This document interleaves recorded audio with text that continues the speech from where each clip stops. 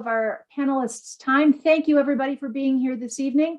One of umpteenth installments of our career panels sponsored by the Internship and Shadowing Community at University School of Milwaukee with support from our alumni office.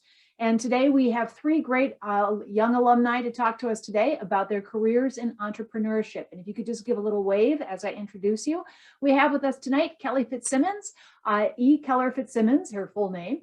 She is a serial tech entrepreneur, an artist, author, and a mother of two USM students. She is also the co-founder of Custom Reality Services, a virtual reality production company whose first two projects, Across the Line of 2016 and Ash 68 of 2019, premiered at the Sundance Film Festival.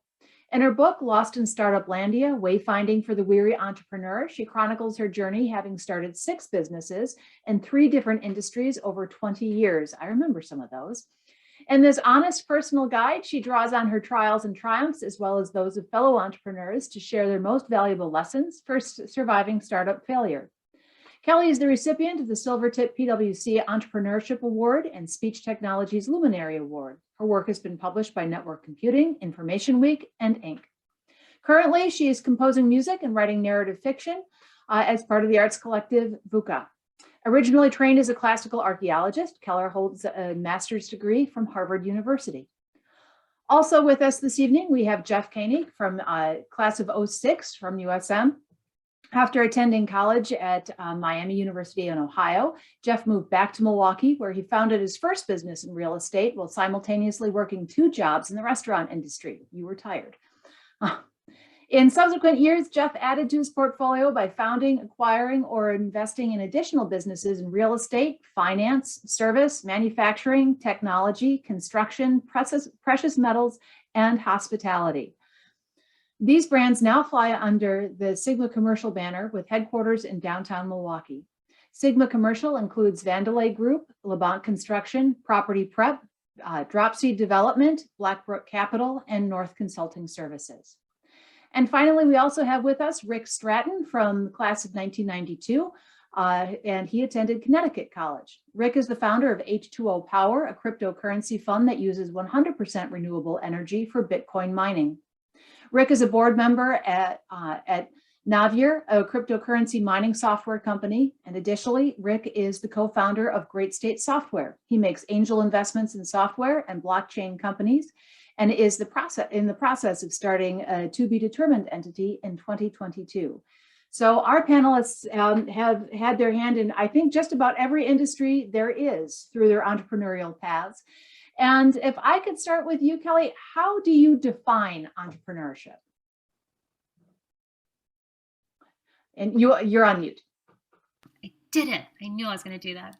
All right. So my working definition of entrepreneurship is essentially people who can withstand discomfort for unreasonably long periods of time.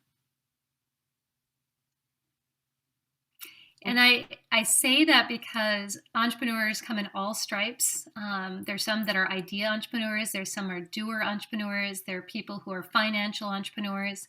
But the ones who tend to be successful are the ones who can stay in it the longest.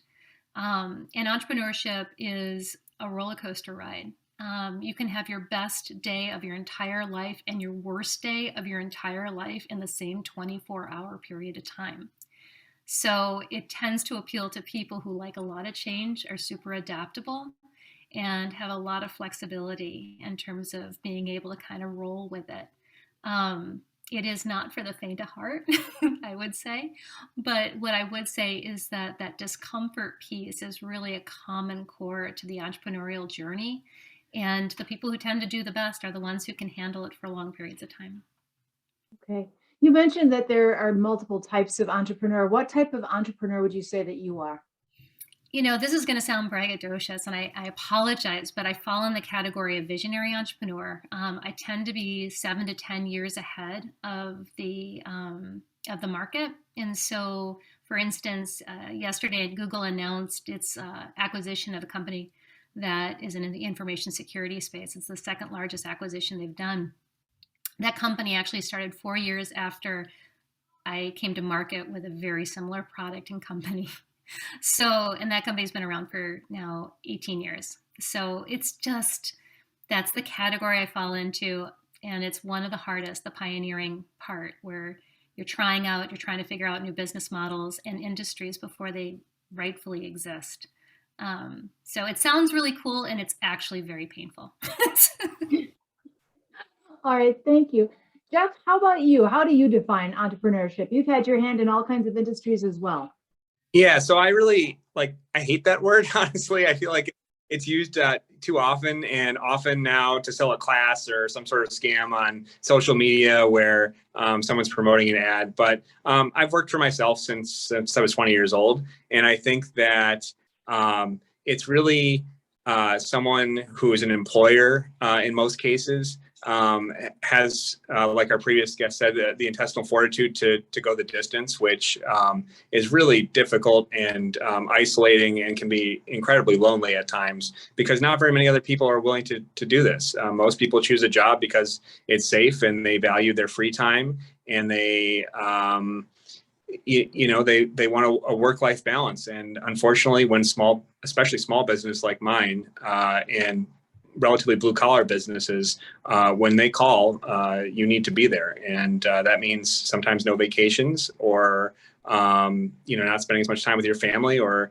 having difficulty in relationships. I mean, this all comes with owning your own business. And if you have a parent who owns a business, you can probably identify that for our students who are watching this. Thank you. Rick, how about you? How do you define it from where you sit? I agree with Jeff. It's always made me a little uncomfortable with the whole entrepreneur term. But I think an entrepreneur is someone who takes an idea and builds a product, and then takes the product and builds it into a business that ultimately is profitable. And also, I like that Jeff said that it employs people, because I think it's important. Entrepreneurs aren't just working on their own in their own small business. They're also working with others, and oftentimes employing people. So I would add that. But Jeff had an excellent description. It also clearly involves a lot of problem solving that you're doing. Can you tell us a little bit about right now what you're involved in and what you're doing on a day-to-day basis? And insofar as there is a typical day, what does that look like? Kelly, let's start with you.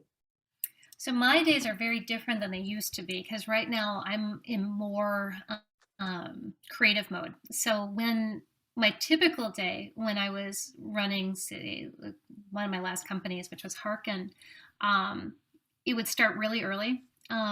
Usually I would be up around 6 to just work out and get organized, get my day, planned. And then I would have to travel. Most days I was on the road. And so that was usually flying to New York or to San Francisco, where a lot of our investors were out of. As a CEO, my job was mostly investor relations. We'd raised a lot of venture capital. So I was constantly trying to keep in touch with them and tell the story to raise more capital, because you're always raising money in my type of startup. This isn't all type of startups. That's why I was trying to put it there. The other piece of it was telling the story, bringing on new clients. And so I'd be meeting with a lot of different other CEOs of other companies to talk about our services and see whether or not it was a fit to work with us. And at Harkin, mostly we worked with companies like Manpower or Adecco, so very large companies, to help them with the interviewing process. That was the software that we built. It was a voice interface for interview software. And the days were long, sometimes upwards of 16 hours. We could have 100-hour work weeks, which is exhausting. And I started that company when my 2 kids were really small. So I didn't get to see them a lot for the first 8-9 years of their lives, because I was constantly traveling and raising capital and trying to sell people on our software. It had to be really, really hard. It's the type of entrepreneurship that I do, which is in the tech sector, is, it's in the media, it seems really sexy. It's like, this is the stuff that gets sold, and I think oversold. And I thought Jeff made a really excellent point, because there's lots of different types of entrepreneurship. And this is the one that makes a lot of headlines, but it's also the one that burns through entrepreneurs the worst. Today, my days are very different. I'm really focused on much more creative pursuits, and we're working on our production company makes multimedia. And so today, what I do mostly is I write music, I work with artists, and we're working on a production that ultimately will lead to a live show. Much more fun, much more reasonable, and I can pick my kids up from school, and that just is awesome. Jeff, how about you? Insofar as you've got a typical day, what does it look like? So no day's typical. I had close to my school uniform ready to go, and unfortunately, I had to run to my grandparents' house where there was the nearest internet connection to do this from my iPhone, and I had to go to an emergency at one of our properties. So I'm not out of my work clothes. I'm at my grandparents' house on my iPhone, and don't have my cool background like everyone else does. So it's a 7 to 11 job, unfortunately. Usually, I'm not working 100% of that time. So there are long weeks, but the issue is that you always have to be available, and especially when you're running a big team and when you're in industries like I am, as far as property management, that's a 24-hour know And I wouldn't ask any of my employees to do something that I wouldn't do, which I think is really important for everyone out there. If you're going to start a business, know how to do every job. At least superficially, and don't ask anyone to do anything you're not going to do. So I have to be available. I was just on an overflowing sewer call, unfortunately. So it's not fun. It's not sexy, like it's already been said, especially my business. I don't raise money. These are very simple businesses, some of the oldest businesses that there are. And it's not always fun. But the work is always there. People always need a roof over their head, and we try to vertically integrate within real estate and construction. So most of my businesses involve a roof over someone's head, and unfortunately, there are emergencies that come up. But usually, I get up with the sun. Winter's a little bit slower for me, so I can sleep in a little bit more. But I check my email for emergencies that came in overnight, like most people do, and then with my tea in the morning, I watch a lot of YouTube, and I think that.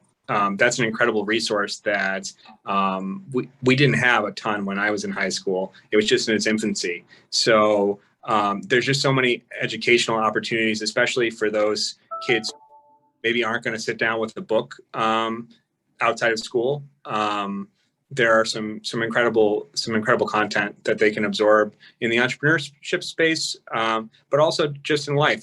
I always tell people that one of the great skills in life that we learned at university school, as well as I was lucky to learn from my parents, is to have a broad fund of knowledge so that you can have a conversation with anyone. Because if you can find mutual ground with someone, that's the key to relationships, as well as the relationship of sales, which is the most important in business. So, Thank you. Rick, how about you? What does your day-to-day look like? Well, like Kelly, my days these days are a lot different because I'm doing something that's more individual than it is running a company. I've had 2 companies in the past where people, both customers and people who worked for me, relied on me, and those days were much different because you have to be on all the time, like Jeff said, and that means taking calls from people when you're on vacation, or taking, getting employees, filling in for employees, and being able to do any job that they have, and knowing all parts of the business, I think, which is a lot different than when you work in a more, a traditional role. For me these days, I'm starting a new company, so it's an interesting time. It's a really fun time. I mean, that's the cool part of entrepreneurship is starting a new company, starting for something from scratch. The strategy, the ideation, working with others, and taking your idea and sort of selling it to people who can either help you get customers or help you raise money. And that part of starting a business is really fun. I think it doesn't matter what you're doing, whether you're starting a restaurant or whether you're starting a software company, or, being in the more of the building and housing stuff like Jeff is. I mean, you taking an idea that's sort of in your head and building it into a business is a really is a creative process. It's a really fun process, and is sort of why I caught the bug and started building companies 20 years ago. Let's expand on that a little bit further. So Kelly, you started out with, well, right now you're working in arts, and Jeff in terms of commercial real estate, and Rick or Bitcoin. How did you get interested in art or real estate or cryptocurrencies? Is that something that you were drawn to, or did the opportunity simply present itself?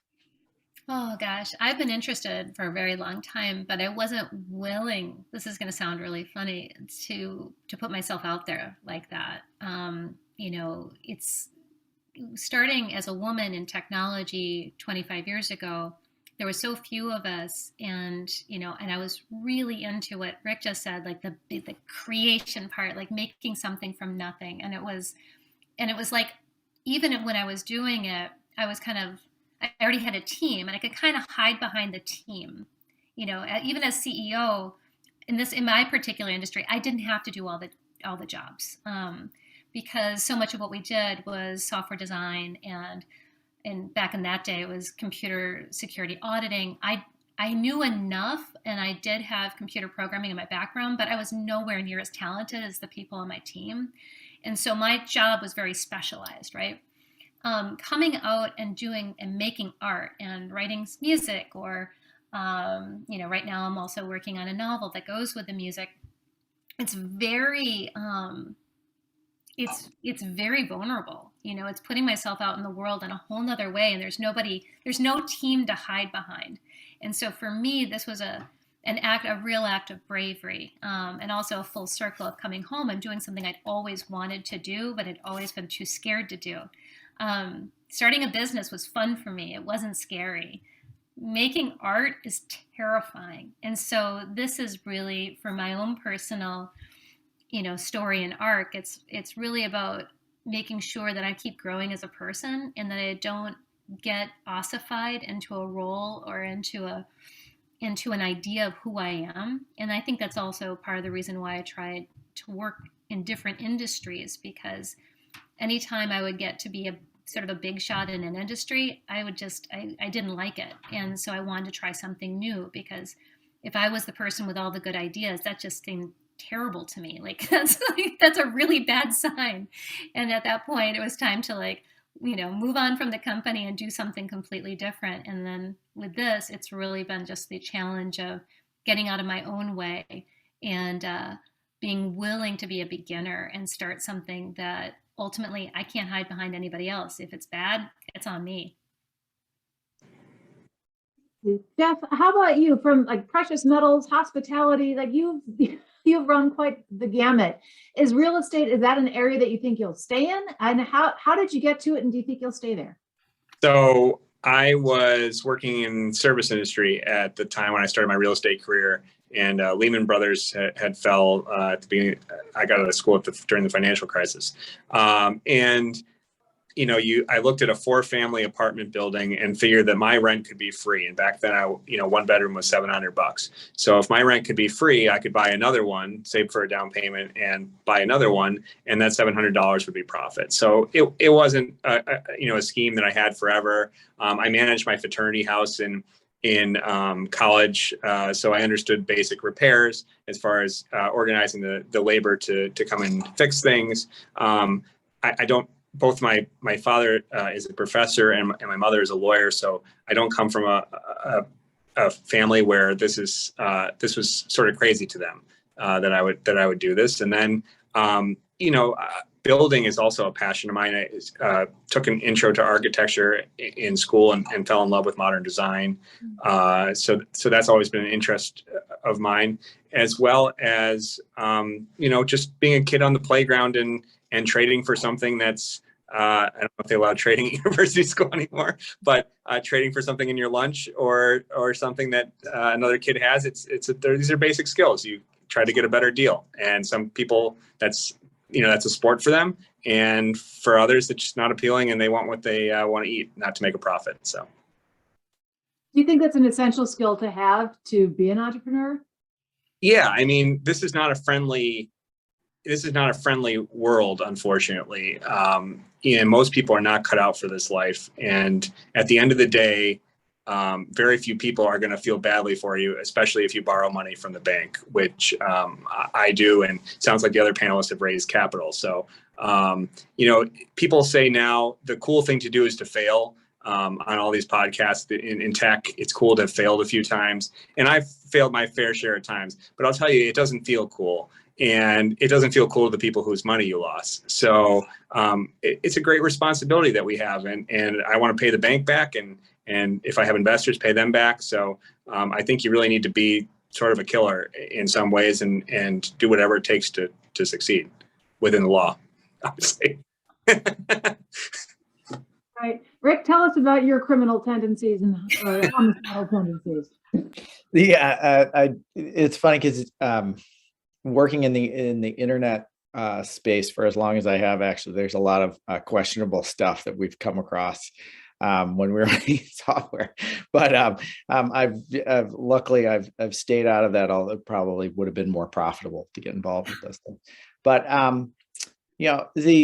it's interesting. One thing I noted, I don't know if this is answering the question. One thing I noted is the three of us all have some sort of art interest. Obviously Kelly was talking about hers. Jeff mentioned the design, and I did a lot of, and this is probably your next question, Susan, but I did a lot of art at university school and then in college. And the interesting of all the stuff that I did that sort of prepared me for school, I mean, for my career was that designing and sort of the act of building something that could be critiqued and then reviewed and improved that I got in art. And so I say that sort of generated an interest in starting and doing a lot of web design when I was out of college. And the web design sort of moved me into startups in the late 90s. It was just sort of a matter of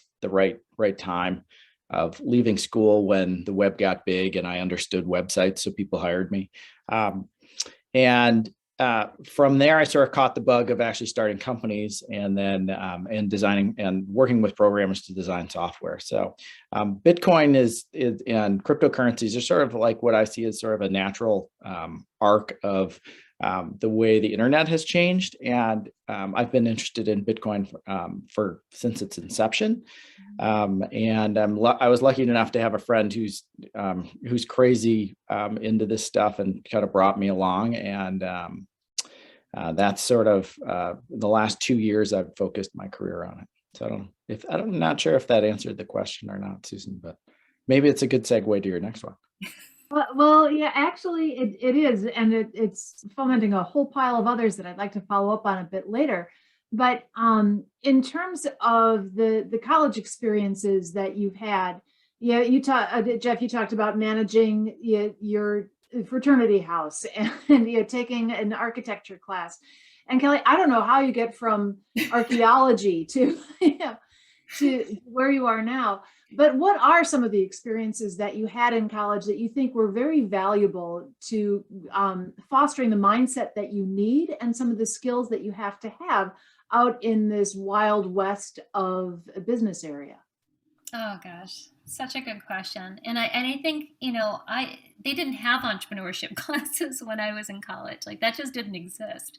And also it wasn't a thing that people called themselves. My dad and my grandfather were both entrepreneurs, but they didn't call themselves that. To Jeff's earlier point, they're business owners. They're small business owners, right?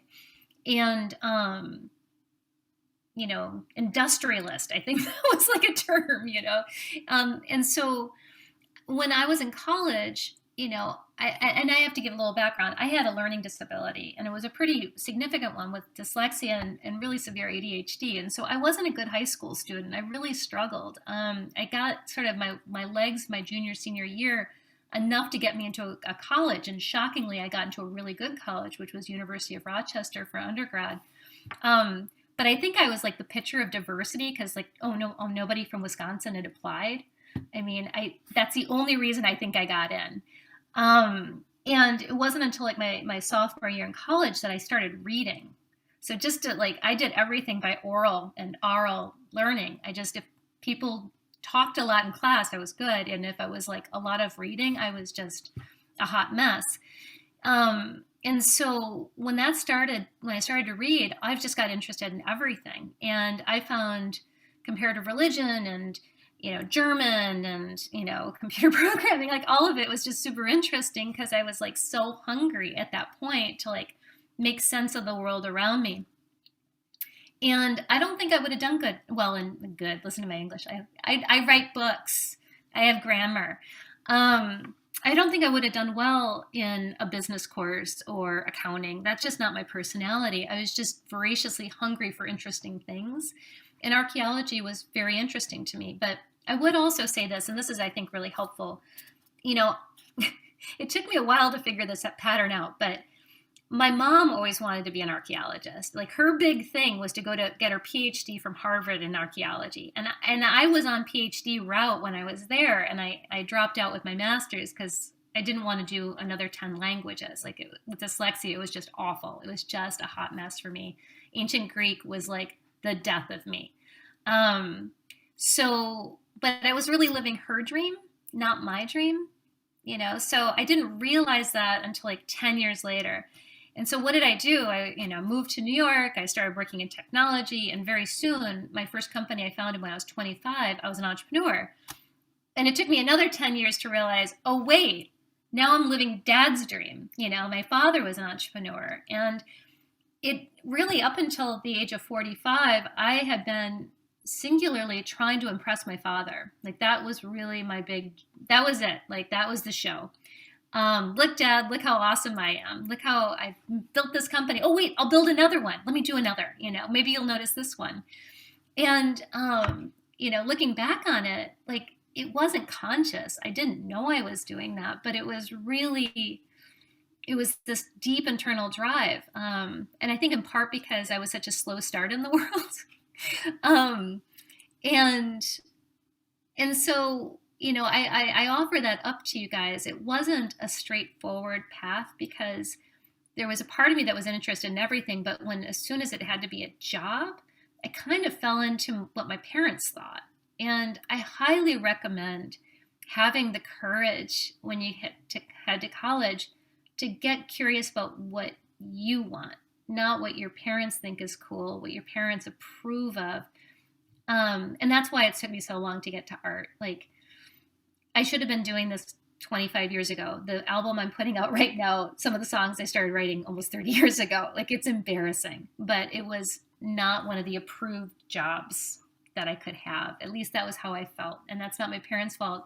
That was me making choices in the idea of what will get approval, what won't, and the stuff that wouldn't, I kind of pushed to the side until it just wouldn't leave me alone. And, dark night of the souls show up and you're like, okay, I need to do this before I die. And I'm 50, so I better get on it. Okay. Thank you. So there's a lot of formative things that go into this, and that self-reflective piece seems to be absolutely critical to also picking the direction that you would like to take your interests in next. Jeff, what are some of the formative experiences? You already mentioned the classes that you've had and so on in college, but are there other things that you did during college or other experiences afterwards that changed your trajectory and that brought you closer to what you're doing now?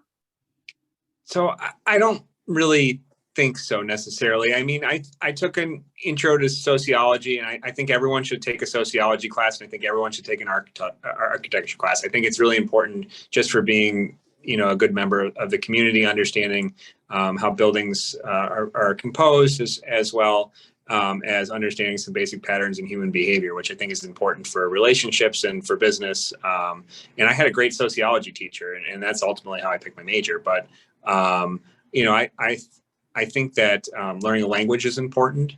I speak Spanish, which is important in my business, but Chinese might be important for other students, or Latin if they're involved in science and don't choose to work for themselves.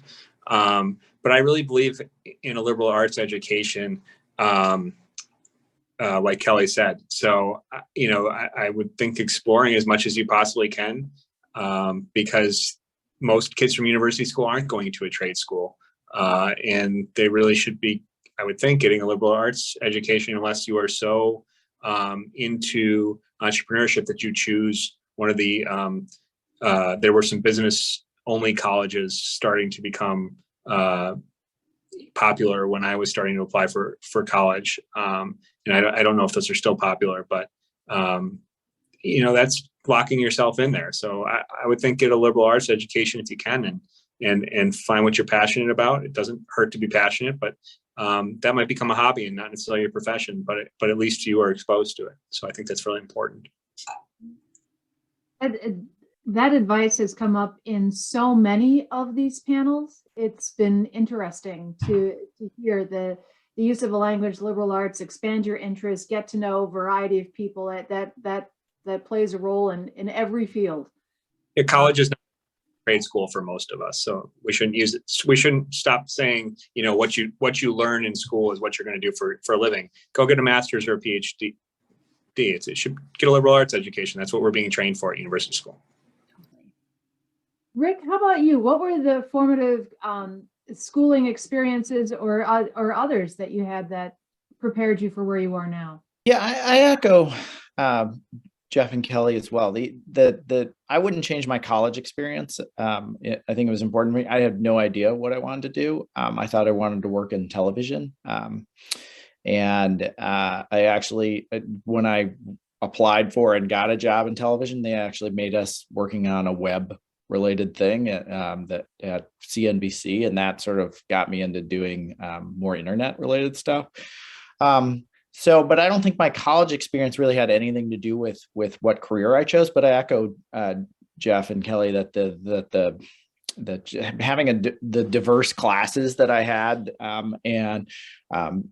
went to a school that was very small, Connecticut College, and I knew everyone and had good relationships with everyone, rather than a big school where in my mind you don't need as many people because you are in sort of a smaller niche. I will say that I had a chance to go get my MBA. I got into business school and I chose not to. I actually chose to start a company, and that company was fairly successful.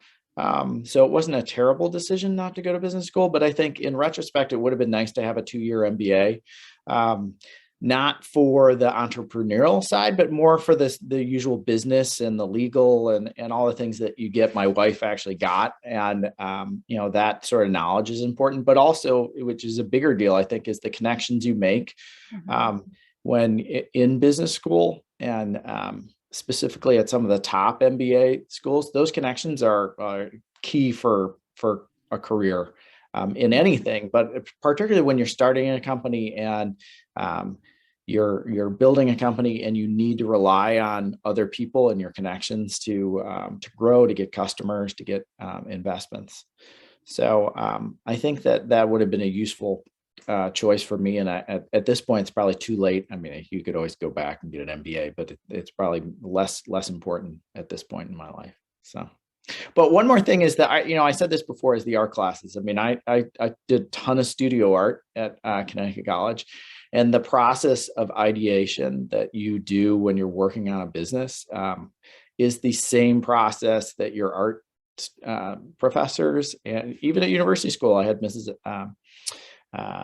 Duback, and I had a bunch of teachers that, hey, what are you doing? Okay, tell me about it. Okay, how can you make that better? That's the exact same thing that you do when in, I think, any business. When you're thinking about starting a business or you're trying to improve a business, you think about, what's not working, and, how can I make that better? And, I think it doesn't matter what you work in, that kind of skill is super helpful. Totally. I'm going to deviate a little bit from the questions that I sent you, but I think that it's something that your conversation has inspired. Kelly, you spoke about like being 7 to 10 years in the future And Jeff, you talked about some of the ugly sides of people that you encounter as you're going through this. And Rick, we know that Bitcoin, there's a lot of positive promise to it, but also a lot of negative possibility.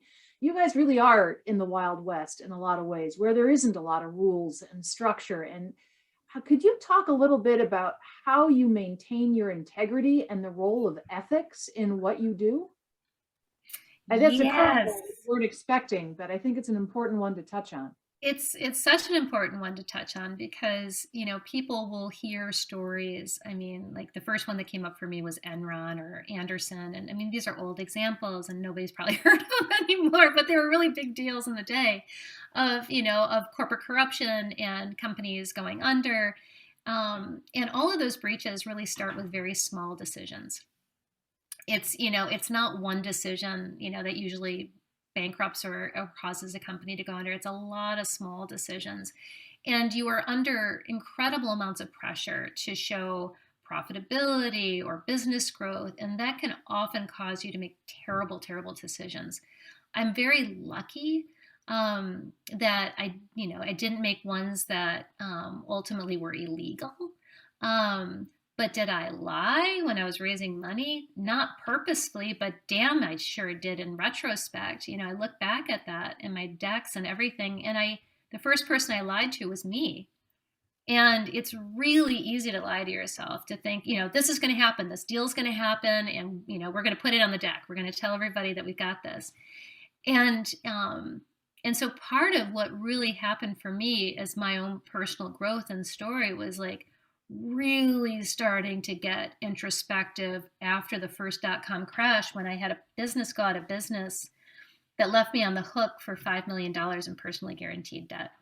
And there's not a lot of things that will cause you to really go through your life with a fine-tooth comb than a big failure. And that failure, you know, there was a lot of reasons for it. Thankfully, you know, none criminal, but like really bad ethical choices in terms of like growing too fast, you know, trying to take on too much debt because I thought, you know, I honestly thought at 29 my business couldn't fail because I had never failed. Like that was the kind of like thinking that I had. So it was very immature and wrong-headed thinking. I thought, I've done really hard things, you know, this is hard, I can do this too.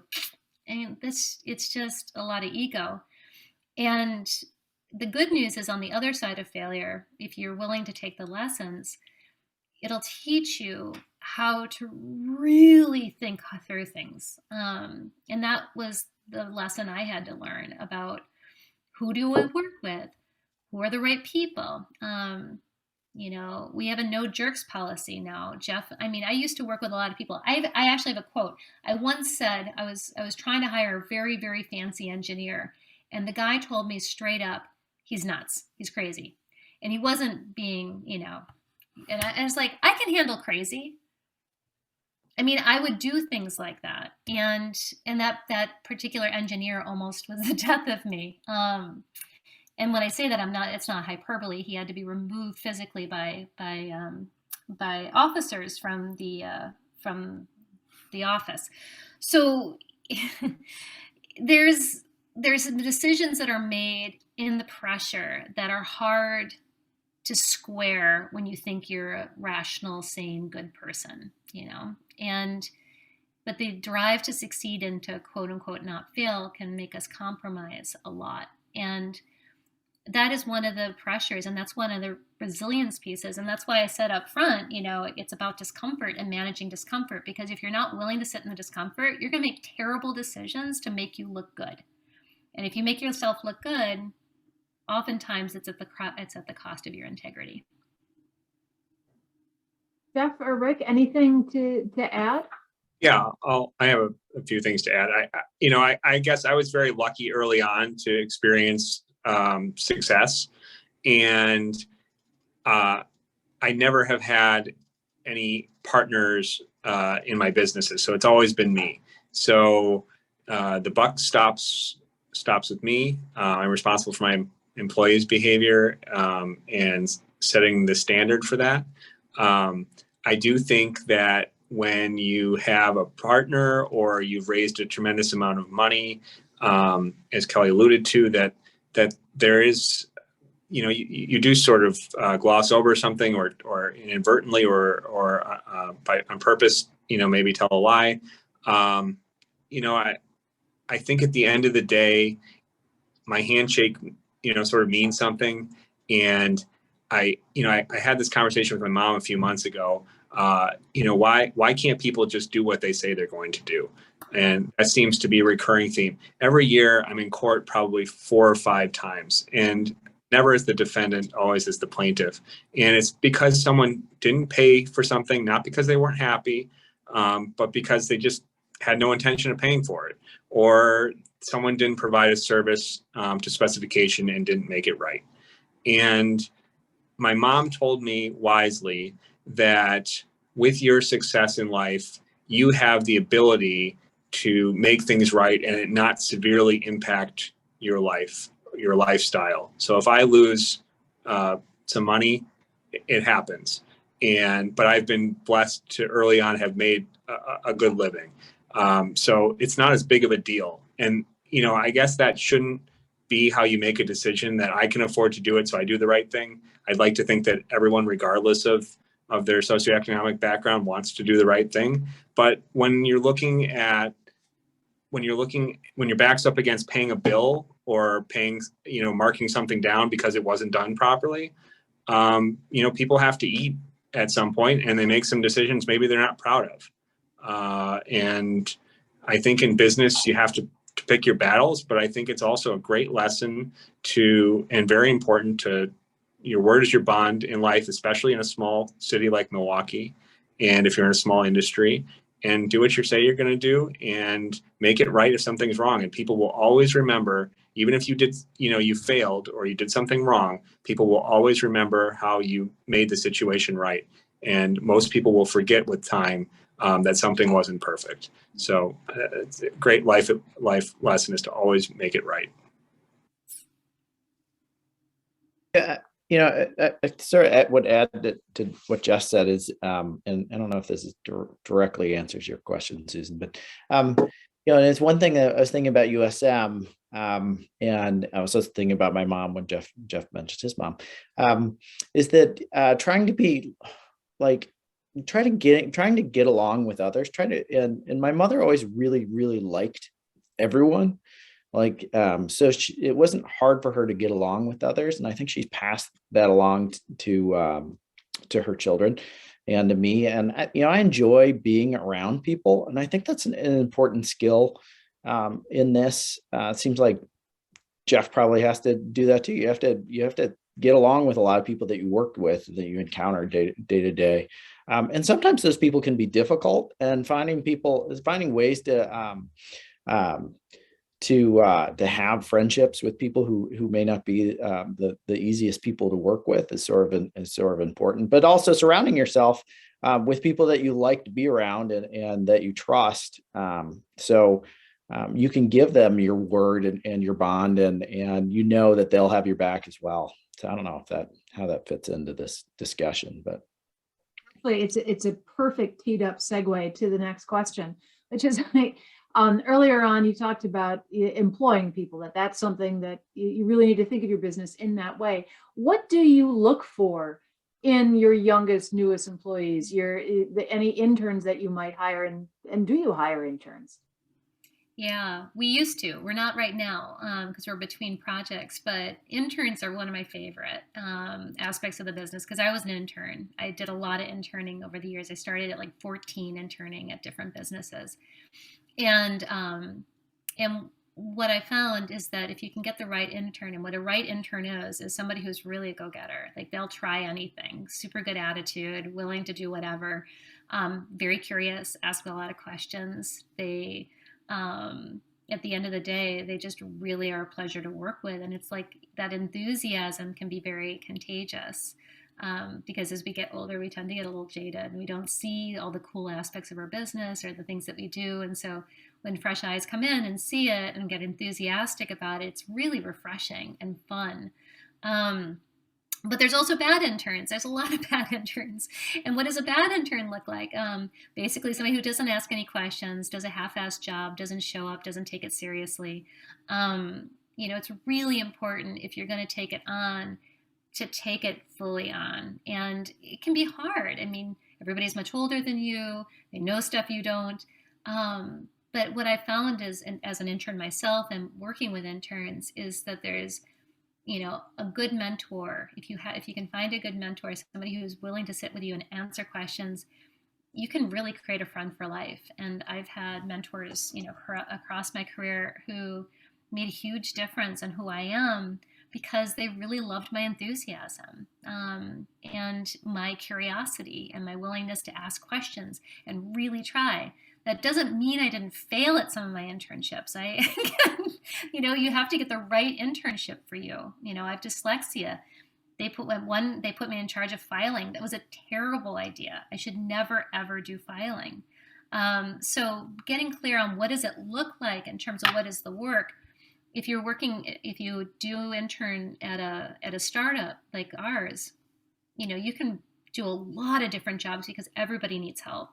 But if you maybe go into a more traditional, bigger business, they're like, okay, we're going to help put you over in the clerical section and you're going to be working in the mailroom or, filing.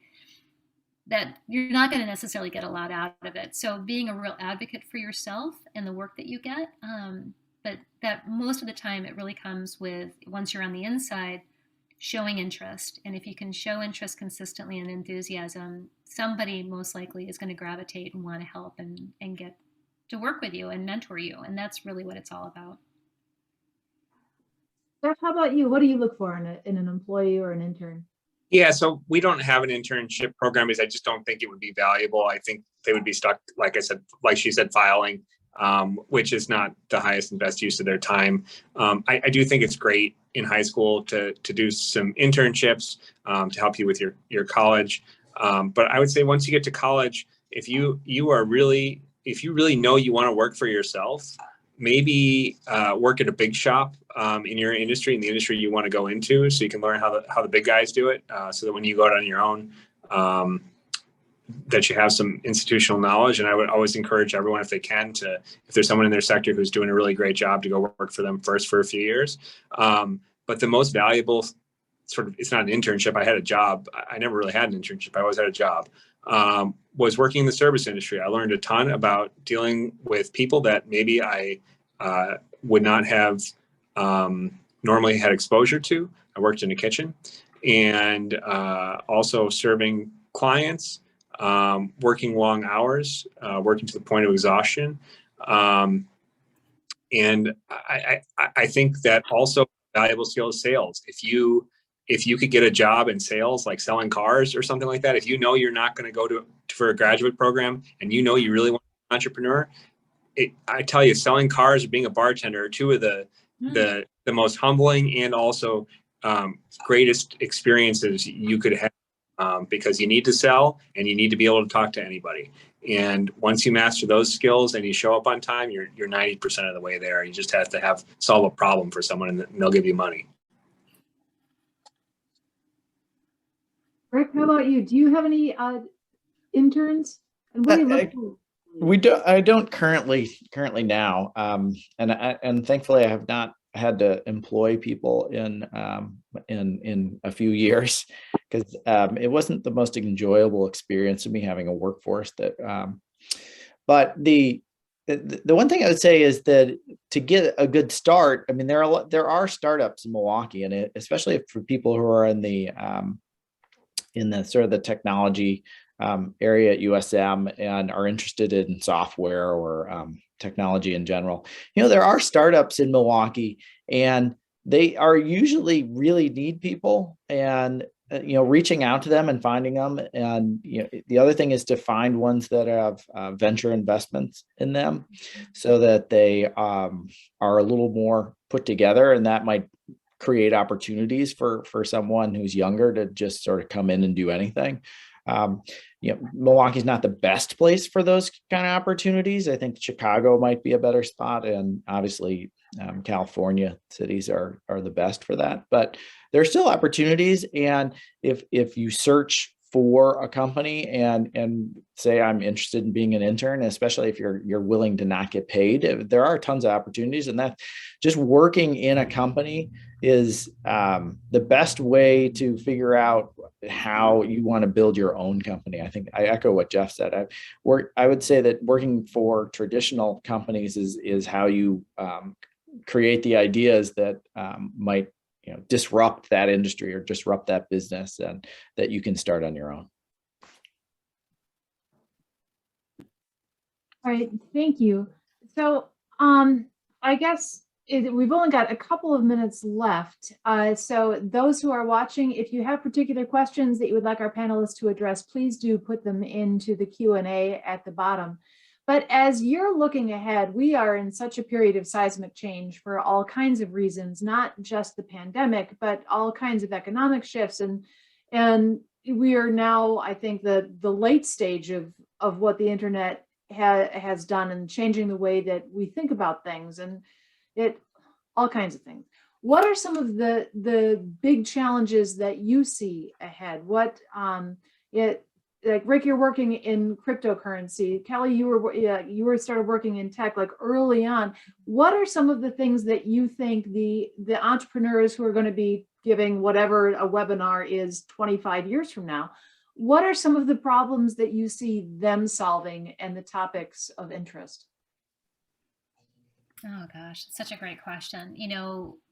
Honestly, it's so sad, but information security is going to be really the issue coming. It's why the acquisition with Google yesterday, and it's what they named, and it's true. And those problems are systemic, and it's really about, like, for instance, right now with the Ukraine crisis, cyber warfare is, coming into focus. But this has been going on for, really since the 80s, but 90s was when it started to really heat up with the internet. And but it existed before that. I just want to be very clear. And now the things that we could have done back in the 90s and the early aughts, we didn't do. And so the systems are incredibly vulnerable, and it's just an arms race. So cybersecurity is going to be a big need going forward. And in my world, and the problem that I'm really trying to solve and I'm really thinking hard about, because I think it's extremely important and it's very overlooked culturally, is the problem of paying artists.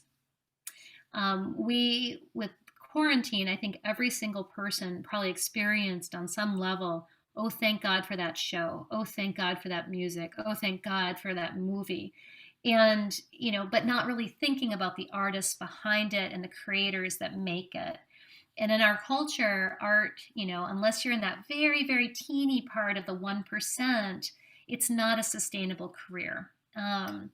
And yet, for me, what quarantine reaffirmed is art is the most important thing.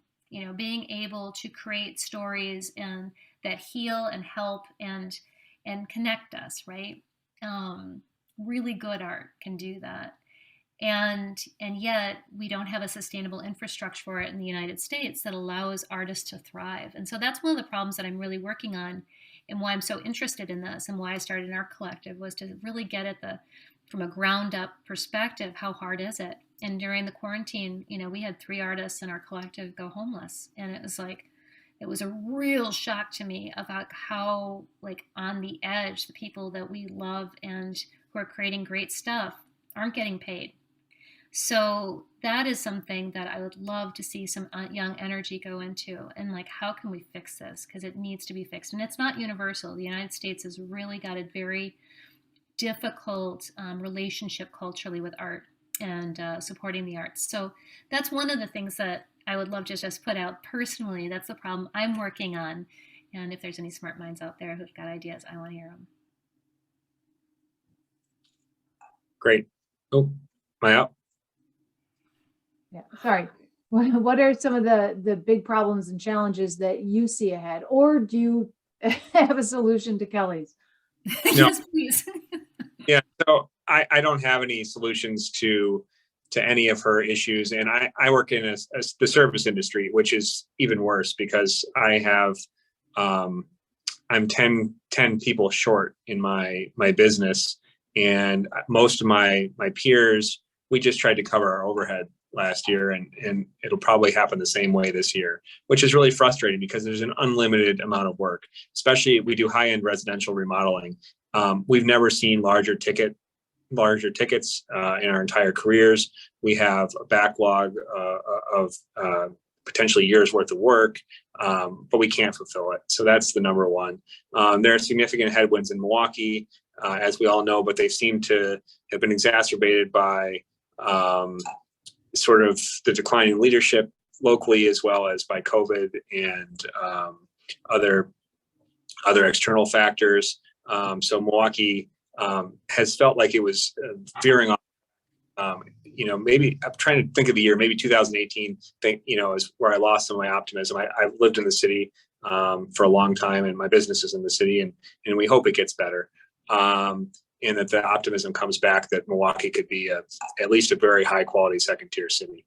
And then obviously inflation is a huge issue right now. And I've done a ton of research, and I still don't know where you want to now. Rick will tell you crypto probably. Say that again, Jeff. You just broke up. Yeah.